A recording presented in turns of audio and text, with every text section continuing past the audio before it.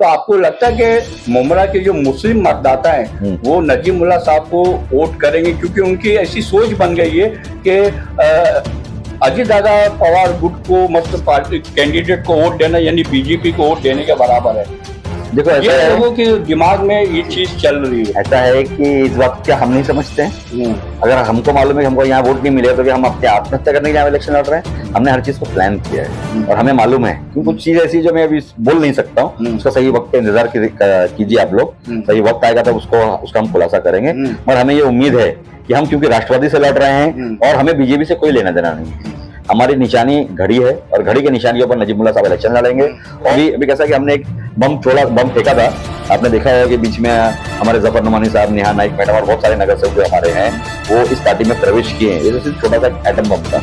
अभी ये तो कहते हैं ना, कहावत है, ये तो सिर्फ झांकी है, पिक्चर अभी बाकी है। यानी कि अभी और भी लोग बहुत सारे लोग कतार में और हम उनसे सिर्फ एक ही बात करेंगे कि अगर आपको इज्जत चाहिए, अगर आपका रसूख और आपकी सेल्फ रिस्पेक्ट बरकरार रखनी है, अगर आपको गुलामी की जंजीर तोड़ के बाहर निकलना है तो हमारे साथ में आइए। यहाँ पर हर शख्स जो है वो बराबर है। यहाँ पर कोई बड़ा नहीं है और कोई छोटा नहीं है। अगर मैं हूं मोइन शेख और आप देख रहे हैं मुमरा टाइम। दोस्तों, जैसे कि आप लोग जानते हैं कि 3 महीने के बाद महाराष्ट्र में विधानसभा के चुनाव होने जा रहे हैं, तो सभी राजनीतिक दलों ने अपनी अपनी गतिविधियां तेज कर दी है। हम एक नया प्रोग्राम शुरू करने जा रहे हैं जिसका नाम होगा 2024 अब की बार कौन बनेगा आमदार कलवा मुमरा विधानसभा। और उसकी पहली कड़ी में हमारे साथ बात करने के लिए राजू अंसारी साहब यहाँ पे मौजूद है, जो राजनीति के माहिर खिलाड़ी माने जाते हैं मुमरा के अंदर। तो इनसे चर्चा करेंगे हम कि जो विधानसभा का चुनाव होने जा रहा है 3 महीने के बाद, तो उनकी क्या राय है इस चुनाव को लेके, ये हम उन्हीं से चर्चा करेंगे। राजू भाई, आपका स्वागत है हमारे चैनल मुमरा टाइम्स में। सर, 3 महीने के बाद विधानसभा के चुनाव होने जा रहे। अगर हम कलवा मुमरा विधानसभा की बात करें तो यहाँ से 3 बार के सिटिंग एमएलए जितेंद्र आवार साहब है और वो 4थी बार भी इलेक्शन लड़ेंगे। तो उनके सामने अपोजिशन का चेहरा कौन होगा, उनके सामने कौन इलेक्शन लड़ेगा, आपको क्या लगता है? अस्सलाम वालेकुम, नमस्ते, सत श्री अकाल। मोइन भाई, सबसे पहले तो आपका बहुत बहुत शुक्रिया कि आप यहाँ पर आकर के मेरे तासुरात लेने की कोशिश कर रहे हैं। जैसे कि आपका सवाल है कि 3 मरतबा यहाँ से जितेंद्र आवार साहब ने इलेक्शन लड़ा और जीता और 4थी मरतबा फिर तैयारी कर रहे हैं इलेक्शन लड़ने की। तो आपको मैं एक बात बता दूं कि पिछले 3 इलेक्शन में खाली पहला ही एक इलेक्शन था जिसमें राजन खन्ना साहब जब इलेक्शन लड़ रहे थे तो फ्री एंड फेयर इलेक्शन था। उसके बाद दोनों इलेक्शन जो है वो मैनेज इलेक्शन थे।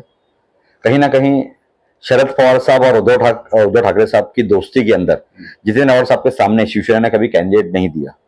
ये बात हमारे एकनाथ जी शिंदे साहब, जो हम थाना के पालक मंत्री और थाना के कर्ता हैं, उन्होंने कई मरतबा कही कि नहीं यार, वो मैं चाहता भी हूँ मगर उद्धव ठाकरे साहब का साफ ये हमारे को गाइडलाइंस है या हमारे को ये ऑर्डर है कि जितेंद्र आवार को इलेक्शन जीतने में मदद किया जाए।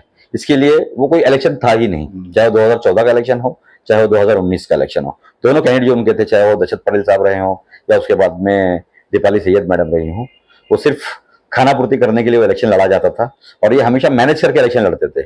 और वही मैनेज करने की गलती उन्होंने 2019 में एमआईएम के जो कैंडिडेट थे उनको बैठाने की या उनको उस कैंडिडेचर में से निकालने की गलती की उन्होंने, जिसका खाना जो उन्हें ये भुगतना पड़ा कि एक बहुत छोटी सी पार्टी है महाराष्ट्र के लेवल में, दिल्ली में बड़ी पार्टी हो, आम आदमी पार्टी के जो कैंडिडेट थे अबू अल्तमस फैजी साहब, उन्होंने वही जो एंटी इनकम्बेंसी के जो वोट थे उनको बहुत अच्छे से कैश किया और उन्हें 30,000 वोट बिना कोई पैसा खर्चा किए उन्हें मिल गए थे। मैं ये समझता हूं कि अब जो 2024 का इलेक्शन होने वाला है इसमें हमारी पूरी तैयारी है। इसमें हर वो शख्स जो इनको भली भांति जानता है, जो इनको नजदीक से देखा है और नजदीक से जानता है, वो जानता है कितना बड़ा बहरूपिया है ये। और इस बहरूपिया को हराने के लिए सारे हम तमाम जो लोग हैं वो एक होकर के, हमारी एक राय ऐसी है कि चूंकि जो कलवा मुमरा विधानसभा क्षेत्र है 149 कलवा मुमरा, इस क्षेत्र के अंदर तकरीबन 52% जो है वो हमारे माइनॉरिटी के लोग यहाँ पर रहते हैं। और इन माइनॉरिटी के लोगों को ऐसा लगता है कि कहीं ना कहीं हमें ताबेदारी नहीं, हमें हिस्सेदारी चाहिए। हमेशा हम इनके ताबे रहे हैं। सेक्युलरिज्म के नाम के ऊपर हमें फॉर ग्रांटेड लिया जाता है, हमारी कोई वैल्यू नहीं है, सिर्फ हमें बीजेपी का डर दिखा करके हमारे वोट लिए जाते हैं। कभी मोहरा कौसा के अंदर कोई अच्छा इंफ्रास्ट्रक्चर डेवलपमेंट नहीं किया गया। और मुमरा कौसा के अंदर हर चीज को प्राइवेट की गई। आज मुमरा के जो लोग हैं वो टोरेंट की मार को किस तरीके से झेल रहे हैं ये आम आदमी भली भांति जानता है। आज मुमरा कौसा के जो लोग हैं, राजू भाई मैंने आपसे सवाल पूछा था कि एवार्ड साहब के सामने इस वक्त दूसरा सामने चेहरा कौन होगा? वो उसी पर मैं आ रहा हूं। मैं पहले मुद्दे बता दूं, उसके बाद में हमारा कैंडिडेट भी रहेगा। हमारा टोरेंट को लेकर के मुद्दा ऐसा है कि आज मुमरा कौसा जो है गरीब बस्ती है। गरीब बस्ती में एक आदमी जो बंबई काम करने जाता है वो 15,000, 20,000, 10,000 का महीना कमाता है।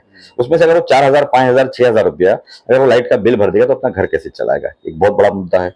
मुमरा के अंदर पानी का मुद्दा, आपको मालूम है पानी की हाहाकार है मुमरा के अंदर, कहीं पर भी पानी बराबर से नहीं आ पा रहा है। मुमरा के अंदर इंफ्रास्ट्रक्चर डेवलपमेंट के नाम से स्टेट गवर्नमेंट की तरफ से जब हम किसी को नुमाइंदा चुन करके भेजते हैं तो हमारी एक उम्मीद होती है कि महाराष्ट्र स्टेट जो कि 6 लाख करोड़ का एनुअल बजट पेश करता है, वहां से कुछ पैसे आएंगे तो मुमरा के इंफ्रास्ट्रक्चर डेवलपमेंट होंगे, मगर उसके अंदर वो जीरो हो गए हैं, फेल हो गए 100%। और जो भी मुमरा कौसा में डेवलपमेंट हुआ है वो सिर्फ और सिर्फ थाने महानगर पालिका के जरिए हुआ है, हमारे नजीमुल्ला साहब के जरिए हुआ, हमारे नगर सेवकों के जरिए हो। मैं सबका नाम नहीं लूंगा, हमारे 15-20 नगर सेवक मुमरा के अंदर, हर नगर सेवक ने मेहनत की और नगर सेवकों की मेहनत की वजह से मुमरा में चाहे वो हॉस्पिटल का काम हो, चाहे वो स्टेडियम का काम हो, चाहे यूटिलिटी के रोड का काम हो, चाहे वो डीपी रोड के काम हो, चाहे वो स्कूल का काम हो, सब म्युनिसिपल कॉर्पोरेशन ने किया। तो हमारी अवार्ड साहब ने क्या किया फिर? नहीं, आप एक काम कीजिए, देखो मैं ऑन रिकॉर्ड बोल रहा हूँ, ऑन माइक बोल रहा हूँ, ऑन कैमरा बोल रहा हूँ। मेरी अगर बात गलत होगी तो मुझे झुटला दीजिए, मैं इंशाल्लाह राजनीति छोड़ दूंगा। मुमरा कौसा के अंदर हमेशा से नानी के माल पे दादी का फातिया हुआ है। जो जो काम महानगर पालिका करती है उसको ये अपना बता करके मुमरा कौसा में कहते हैं कि नहीं मैंने फलाना किया, मैंने धमाका किया। मगर अब सच्चाई मुमरा वालों के सामने आ रही है, क्योंकि हम लोगों ने कई मरतबा, तो पिछले 10 साल से मैं बोल रहा हूँ कि स्टेडियम हम बना रहे हैं, हॉस्पिटल हम बना रहे हैं, डीपी रोड हम बना रहे हैं, मित्तल का रोड हम बना रहे हैं, नाले हम कर रहे हैं, गटर हम कर रहे हैं, स्ट्रीट लाइट्स हम लगा रहे हैं। इन्होंने क्या किया?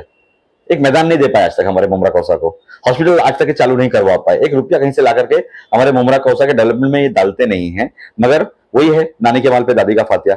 इसीलिए हमारी एक कोशिश रहेगी कि चूंकि एक बहुत बड़ा ये बहुमूल्य मुस्लिम इलाका है और 52% के आसपास यहाँ पे माइनॉरिटी के वोटर्स हैं। इन माइनॉरिटी के वोटर्स को अगर हम गिन करके हमें चलते हैं कि भाई हमारे पास कोई अच्छा ढंग का कैंडिडेट अगर होना चाहिए, तो मेरी नजर में अगर कोई ढंग का कैंडिडेट अगर है जो साम दाम दंड भेद चारों चीज का उपयोग करके अगर इलेक्शन सही तरीके से लड़ सकता है, मैं जीतेगा या नहीं जीतेगा मैं नहीं बोल सकता, ये तो अल्लाह के हाथ में, और ना मैं कोई नजूमी हूं कि मैं फ्यूचर देख करके बता सकूं कि कौन जीतने वाला है कौन नहीं जीतने वाला है। मगर हमारी पूरी कोशिश रहेगी कि हम नजीमुल्लाह साहब को इलेक्शन ये किसी भी हाल में जिताने की कोशिश करेंगे। और दूसरी बात यह है कि नजीमुल्लाह साहब को मैंने बहुत नजदीक से देखा हूं, जब वो पहली मरतबा नगर सेवक बन के आए थे तब से हमारा और उनका बहुत अच्छा ताल्लुक रहा है। और वो एक टेक्निकली बहुत साउंड पर्सन है, बहुत अच्छे तरीके से वो महानगर पालिका के रूल्स एंड रेगुलेशंस को जानते हैं, म्युनिसिपल कॉर्पोरेशन के एक्ट्स को जानते हैं, हमारे स्टेट गवर्नमेंट किस तरह से चलता है वो जानते हैं, मंत्रालय सचिवालय उनके लिए आम है और उनका रसूख बड़ा अच्छा है। आज वो क्या उनको टिकट मिलेगा? क्योंकि राजू भाई आप भी अच्छी तरीके से जानते हैं कि महाराष्ट्र में सीट बंटवारे को लेके खींचतान मची हुई है महायुति के अंदर, तो आप ऐसा मतलब कंफर्म बता सकते हैं कि उनको ही सीट टिकट मिलेगी? मैं 100% आपको बोलता हूं कि इंशाल्लाह अल्लाह ने चाहा, अगर कोई बहुत बड़ी रुकावट नहीं आई तो नजीमुल्लाह साहब इस बार हमारे एनसीपी घड़ी के कैंडिडेट हैं और वो इंशाल्लाह जरूर लड़ेंगे। और हम लोग सब ने तैयारी कर ली है और हमारे सारे लोगों ने कमर कस ली है और हमारी ये उम्मीद है कि हम उनको यहाँ पे इलेक्शन बहुत अच्छे तरीके से लड़ाएंगे, किसी के ऊपर तंज ना करते हुए, किसी को पर्सनल अटैक ना करते हुए, और लोगों की जो तकलीफें हैं, लोगों की जो प्रॉब्लम्स है, उस प्रॉब्लम्स के सोल्यूशन किस तरीके से निकलना चाहिए उसको देखते हुए हम ये इलेक्शन लड़ेंगे। तो ये तो हो गए मतलब कि अवार्ड साहब के सामने कौन खड़ा होगा, कौन सा वो चेहरा होगा। आपने बताया कि नजीमुल्लाह हो सकते हैं। अच्छा, दूसरा मेरा ये सवाल रहा कि मुमरा के कौन से ऐसे मुद्दे हैं जिनको लेके जो चुनाव में मतलब वो मुद्दे को लेके लड़ा जाएगा? मुद्दा देखो, सबसे बड़ा मुद्दा जो है हमारे पास टोरेंट का ही मुद्दा है। इससे बड़ा कोई मुद्दा नहीं मुमरा के अंदर। आज मुमरा कौसा में सबसे बड़ा मुद्दा टोरेंट का है, क्योंकि हर गरीब के घर की जो पॉकेट्स है, जो उनकी पर्स है, जो उस पर्स के ऊपर वो भार आ रहा है। वो आदमी जो गरीब आदमी है बेचारा, वो बेचारा परेशान है, खून के आंसू रो रहा है। हम सबसे पहला मुद्दा टोरेंट का रखेंगे। दूसरा मुद्दा कब्रिस्तान को लेकर के। देखो कब्रिस्तान में 2 मुद्दे हैं। पहला मुद्दा जो है कब्रिस्तान में, मैं पूरा डिटेल बता दूं आपको। मैं कब्रिस्तान का 2 मुद्दा, पहला मुद्दा ये है कि वो कब्रिस्तान की जमीन का हेरफेर किया गया। वो कब्रिस्तान कहीं और बनना चाहिए था, कहीं और बना, दलदली जमीन के अंदर बना। दूसरी चीज ये है कि महानगर पालिका की तरफ से जमीन को अलॉटमेंट होने के बाद में, जो हेरफेर होने के बाद में, जब जमीन महानगर पालिका ने हमको दी तो महानगर पालिका ने उस जमीन के साथ में हमें पैसा भी दिया। उसको बनाने में, उसकी बाउंड्री वर्क करने में, उसकी भरनी करने में, उसके पायवाट करने में, उसका गुसल खाना करने में, वजू खाना करने में और तिहारत खाना बनाने में, हर चीज के अंदर महानगर पालिका ने तकरीबन 17 करोड़ रुपया पैसा दिया। और उसका क्वालिटी आप जाकर के देख सकते हैं किस तरीके से आज मुमरा कौसा के लोग जो है वो बिलख रहे हैं, किस तरीके से वो लोग अपने जो उनके जो नजदीकी लोग हैं जो वहां पे तदफीन किए गए हैं या उनको दफनाया गया है, वो आकर के हमें कंप्लेन करते हैं कि साहब हम किस तरीके से गंदगी के अंदर दफनाते हैं अपने रिश्तेदारों को। बहुत लोग परेशान है। तो हमारा दो सबसे बड़ा मुद्दा टोरेंट को लेकर के है और कब्रिस्तान को लेकर है। उसके बाद में बहुत सारे मुद्दे हैं, हमारे डेवलपमेंट को लेकर के है, हमारे पास फ्लाईओवर को लेकर के है, हमारे पास हॉकर्स को लेकर के है। इन्होंने एक सपना दिखाया था बीच में, आपने देखा होगा कि 2019 के इलेक्शन से पहले इन्होंने एक किताब निकाली थी उड़ान, वो 2014 में भी निकाली गई थी। उसमें उन्होंने कहा था कि हम यहाँ पर एक हैंगिंग मार्केट बनाएंगे रोड के ऊपर। कहाँ है वो हैंगिंग मार्केट? मैं हैंगिंग मार्केट छोड़ दो, क्योंकि सबको मालूम है कि एनएचआई के ऊपर कोई हैंगिंग मार्केट या कोई भी तरीके का सिविल वर्क नहीं किया जा सकता हाईवे के ऊपर। फिर भी उन्होंने सपना दिखाया, लोगों ने सपने में आकर के इनको वोट दे दिया। आज मुमरा कौसा में इतनी बड़ी आबादी के अंदर हमारे पास कहीं पर भी एक हॉकर्स प्लाजा नहीं है, पूरे मुमरा में कहीं पर भी नहीं है। आज भी जो गरीब लोग हैं बेचारे, क्योंकि देखो गरीब जो लोग होते हैं वो सरकार के भरोसे नहीं, तो खुद पैसा कमाना चाहते हैं, खुद बिजनेस करना चाहते हैं और बहुत बड़ा उनका सरमाया होता है। 2-4 हजार रुपए जमा करते हैं, जमा करके ठेला खरीदते हैं, ठेले के ऊपर अपना सामान लेकर के बेचने की कोशिश करते हैं। महानगर पालिका आए दिन आकर के उनका नुकसान पहुंचा देती है और जो बेचारे 7-8 महीने में जो पैसा जमा करते हैं वो एक दिन के नुकसान में उनका चला जाता है। तो हमें हॉकर्स प्लाजा की जरूरत थी, हमें यहाँ पे एजुकेशन की जरूरत है। जब से ये आए 2009 से लेकर के आज तक, आज इनको 15 साल होने को आए, 15 साल में इन्होंने एक स्कूल नहीं बनाई। जो भी बनाई महानगर पालिका ने बनाई, हम हमारे साथ नगर सेवकों ने मिलकर, हमारी टीम ने मिलकर के बनाई। हमारे मुमरा कौसा में एक हॉस्पिटल का हमने जमीन महानगर पालिका ने दिया, पैसा दिया, उसका तकरीबन 155 करोड़ रुपए हमने उस हॉस्पिटल को बनाने के लिए दिया। आज हॉस्पिटल चालू नहीं है। आज आपने देखा होगा नजीमुल्लाह साहब आज वहां पर दौरे पर आए थे, उन्होंने आकर के देखा और बहुत सारी चीजें उन्होंने संज्ञान में ली है। और मंडे को हमारी कमिश्नर से मीटिंग है इस बात को लेकर के कि जल्द से जल्द हॉस्पिटल जो है उसको चालू किया जाए, क्योंकि उसके ऊपर हाईकोर्ट ने भी संज्ञान लिया और हाईकोर्ट ने आदेश दिया महानगर पालिका को कि जल्द से जल्द हॉस्पिटल को चालू किया जाना चाहिए। उसी तरीके से जो हमारा बाजू में एक स्टेडियम है, आप स्टेडियम को जाकर देखिए, स्टेडियम को अपनी बपोती समझ करके इन्होंने स्टेडियम को अपने ताबे में रखा हुआ था। आज स्टेडियम की हालत क्या है? इतना बेहतरीन स्टेडियम आज महाराष्ट्र में, इतना बेहतरीन स्टेडियम कहीं पर भी नहीं है, जिसके अंदर 8 लेन सिंथेटिक ट्रैक है, फुटबॉल का टर्फ ग्राउंड है, हमारे पास ओलंपिक साइज का स्विमिंग पूल है, हमारे पास बैडमिंटन कोर्ट है, हमारे पास टेनिस कोर्ट है, हमारे पास वॉलीबॉल कोर्ट है, हमारे पास बास्केटबॉल कोर्ट है, हमारे पास जॉगर्स ट्रैक है, बहुत सारी चीजें उसके अंदर। हमारा जो बंद पड़ा हुआ है, हमारे जो मुमरा कौसा के जो लोग हैं उनको उसका फायदा नहीं पहुंच रहा है। इसी तरीके से हमारे मुमरा कौसा में जो नाले हैं, आज आप देखते हैं कि हल्की सी बारिश होती है तो नाले भर जाते हैं। उसकी वजह क्या है कि हमारे नाले जो है वो पहाड़ से लेकर के खाड़ी तक पूरे जाने चाहिए, मगर हुआ क्या है, कहीं पर बना हुआ है, कहीं पर नहीं बना हुआ है। होता यह इसकी वजह से जब बारिश ज्यादा होती है वो पानी जाकर के हमारे दुकानों में, घरों में घुसता है, लोगों का नुकसान होता है। हम इस मुद्दे पर लड़ेंगे। हमारे मुमरा कौसा के अंदर जो पार्किंग का प्रॉब्लम है, जो रोड का प्रॉब्लम, आप देखते हैं कि मुमरा से कौसा 3.5-4-5 किलोमीटर के आसपास का इलाका है और ये 5 किलोमीटर को क्रॉस करने में तकरीबन आधा घंटा, पौना घंटा, कभी कभी 1-1 घंटा भी लगता है।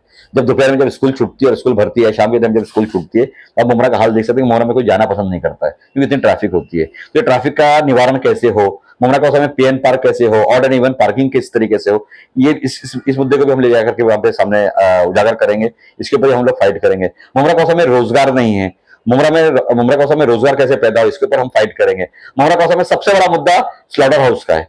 आपको मालूम होना चाहिए कि महानगर पालिका ने 11 एकड़ का जो प्लॉट था पीजी का मित्तल ग्राउंड के अंदर, उसको स्लॉटर हाउस के लिए रिजर्व किया था कि हमने कहा था कि नहीं, यहाँ पर हम लोग हमारा स्लॉटर हाउस बनाएंगे।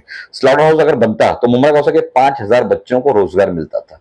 आज उस स्लॉटर हाउस नहीं बनने की वजह से वहां पर रोजगार हमसे छीन लिया गया। मुमरा कौसा में जो मित्तल की जमीन है, उस जमीन के अंदर कैसी दलाली की गई, किस तरीके से वहां पर दलाली करके मुमरा कौसा के जो बेसिक मुद्दे हैं उसको छुपा करके वहां पर सिर्फ पैसा कमाने का काम किया गया। मुमरा कौसा के जो लोग हैं उनको हमेशा हिकारत की नजरों से देखा गया, उनके कोई काम नहीं किए गए। आज मुमरा कौसा में एक ऑफिस नहीं है उनका खुद का, एक ऑफिस चला रहे हमारे शहीन खान साहब दोस्त अपार्टमेंट के अंदर, मगर वहां पर भी कभी आमदार आपको मिलेगा ही नहीं।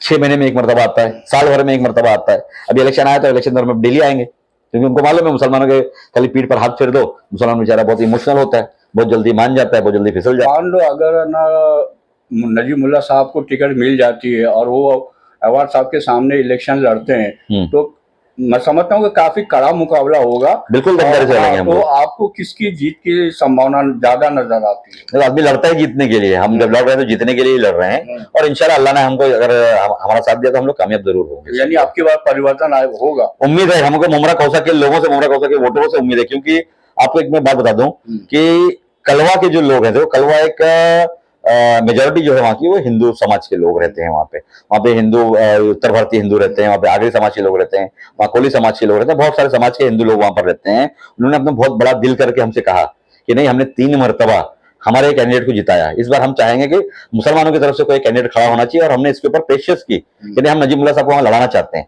और हमने जब वहां पर ऑफिस की ओपनिंग की और हमने जब लोगों को बुलाया, तो मैं समझता हूँ तकरीबन हर सोसाइटी की तरफ से, हर सोसाइटी के चेयरमैन, सेक्रेटरी, वहां के नगर सेवक, सबने आकर के नजीमुल्लाह साहब का वहां पे सत्कार किया। आपने वो वीडियो देखा होगा शायद, और नहीं देखा होगा तो जाकर के उस वीडियो को देखिए।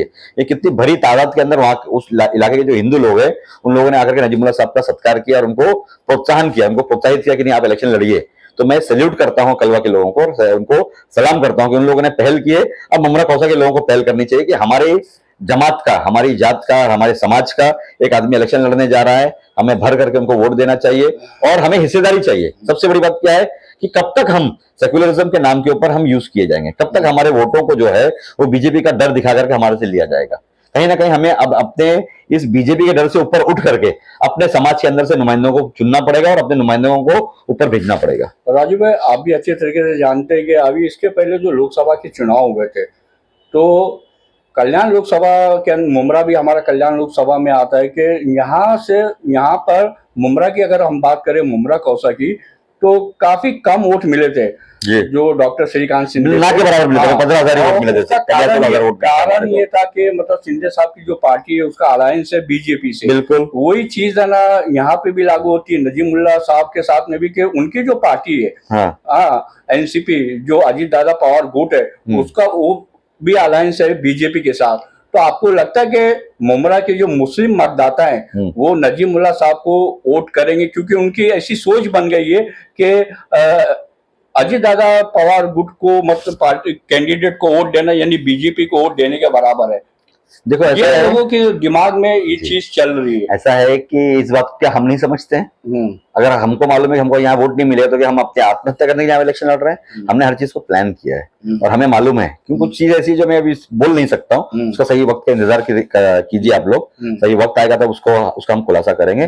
और हमें ये उम्मीद है कि हम क्योंकि राष्ट्रवादी से लड़ रहे हैं और हमें बीजेपी से कोई लेना देना नहीं है, हमारी निशानी घड़ी है और घड़ी की निशानी के ऊपर नजीमुल्लाह साहब इलेक्शन लड़ेंगे।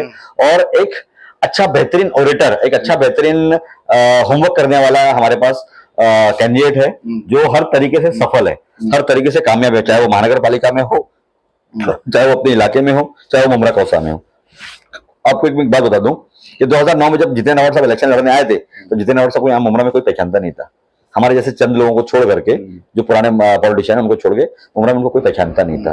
तो मुमरा कौसा में यही नजीमुल्लाह थे जिन्होंने जितेंद्र अवार्ड साहब के लिए रात में 3 बजे घर जाते थे और सुबह 8 बजे ऑफिस मुमरा आ जाते थे और आकर के मेहनत की, अपनी पूरी टीम के साथ में मेहनत की, हर गली, हर सोसाइटी, हर बिल्डिंग के अंदर वो चढ़े और जाकर के वोट मांगा। मैं समझता हूँ जब वो दूसरों के लिए इतनी मेहनत कर सकते हैं तो वो खुद के लिए कितनी मेहनत करेंगे। और उनके पास टीम है पूरी, वो अकेले चलने वाले शेर नहीं है, वो एक अशरफुल मखलूकात है और हम भी एक अशरफुल मखलूकात है। और जो ये बोल रहे हैं ना कि मैं अकेला हूँ, अकेला शेर चलता है, पॉलिटिक्स में अकेले शेर की कोई वैल्यू नहीं है, टीम वर्क की वैल्यू होती है। हमारे पास पूरी अच्छी टीम है और हम इस टीम को और बढ़ाएंगे इंशाल्लाह। बहुत सारे लोग अभी कैसा कि हमने एक बम फेंका था, आपने देखा होगा कि बीच में हमारे जफर नुमानी साहब, नेहा नाइक मैडम और बहुत सारे नगर सेवक जो हमारे हैं वो इस पार्टी में प्रवेश किए हैं। ये तो सिर्फ छोटा सा एटम बम था। अभी ये तो कहते हैं ना, कहावत है कि ये तो सिर्फ झांकी है, पिक्चर अभी बाकी है। यानी कि अभी और भी लोग, बहुत सारे लोग कतार में, बहुत सारे लोग कतार में, और हम उनसे सिर्फ एक ही बात करेंगे कि अगर आपको इज्जत चाहिए, अगर आपका रसूख और आपकी सेल्फ रिस्पेक्ट अगर बरकरार रखनी है, अगर आपको गुलामी की जंजीर तोड़ के बाहर निकलना है तो हमारे साथ में आइए। यहाँ पर हर शख्स जो है वो बराबर है, यहाँ पर कोई बड़ा नहीं है और कोई छोटा नहीं है। अगर नजीमुल्लाह नगर सेवक है तो हम भी नगर सेवक है, हम साथ में बैठ करके बात करेंगे, हम साथ में बैठ करके फैसले लेंगे, हम साथ में बैठ करके मशवरे करेंगे। यहाँ पर कोई छोटा और कोई बड़ा ऐसा नहीं है कि जाकर के वो बाहर खड़ा रहेगा, जाके दरवाजा खोलेगा, साहब उतरेंगे, फिर बात करेंगे, फिर इनको हड़काएंगे। आपने देखा होगा बीच में इम्तियाज रूमी साहब 2019 के इलेक्शन के वक्त के अंदर किस तरीके से उनको स्टेज के ऊपर हड़काया था जितेंद्र अवार्ड साहब ने। हमारे यहाँ ये सब काम नहीं होते हैं, हमारे यहाँ हर शख्स बराबर है, चाहे वो छोटा हो चाहे बड़ा हो, चाहे वो अमीर हो चाहे वो गरीब हो, हर शख्स को हम बराबरी पे रख करके हम राजनीति को करेंगे।